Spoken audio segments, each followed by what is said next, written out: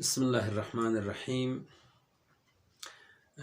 حضرت زینب سلام اللہ علیہا کو اپنی حیا اور عفت کی کتنی پرواہ تھی، اپنے حجاب کا آپ کو کتنا بڑا خیال تھا۔ جب ہم دو زندگی کا مقائسہ کرتے ہیں، جب تولتے ہیں، تو ایک زینب سلام اللہ علیہا کی زندگی ہے جو حیا اور عفت حجاب پر مشتمل ہے، ایک اسلامی معاشرے میں، ایمانی معاشرے میں زینبی کہلانے والی ہماری خواتین کی زندگی ہے۔ حجاب اور پردے کے حوالے سے کس قدر اس دو زندگی میں فاصلہ اور گیپ ہے۔ حضرت زینب اپنی ماں کی طرح آپ کو بڑا خیال تھا، پردے کا بہت بڑا خیال تھا، محرم اور نامحرم کا بہت بڑا خیال تھا۔ یہ واقعہ آپ نے سنا ہوگا کہ مدینے میں جب بھی نانا رسول اللہ کی قبر پر آپ جاتی تھی،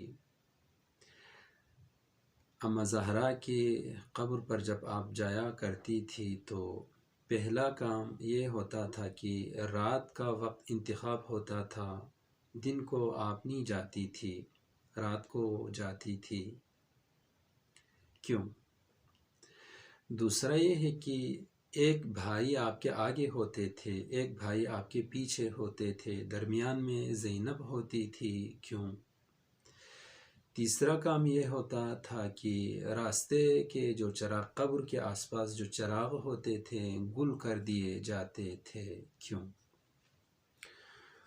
اور اتفاقاً مولا امام حسن علیہ السلام نے امیر المؤمنین سے سوال کیا، جب یہ حالات آپ نے دیکھے تو دیکھ کر سوال کیا، بابا چراغ گل کرنے کی کیا وجہ ہے؟ تو اس طرح کے جو کیوں ہے، اس کے جواب امیر المؤمنین نے دیا، تاکہ کسی نامحرم کی نظر میری بیٹی زینب پر نہ پڑے۔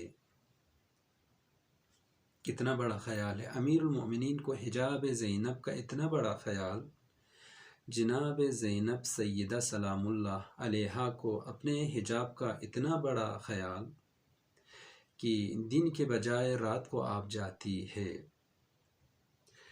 مولا امام حسن اور مولا امام حسین کے درمیان میں آپ چل کر جاتی ہے، بیٹھ کر چل کر جاتی ہے، راستے کے چراغ گل کر دیے جاتے ہیں،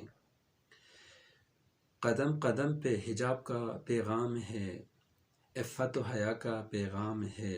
زینب سلام اللہ علیہا کی اس طرح سے زندگی گزرتی ہے، تو اسلامی معاشرے میں رہنے والی ہماری خواتین کی زندگی حیا و عفت کے حوالے سے، حجاب و پردے کے حوالے سے کس طرح گزر رہی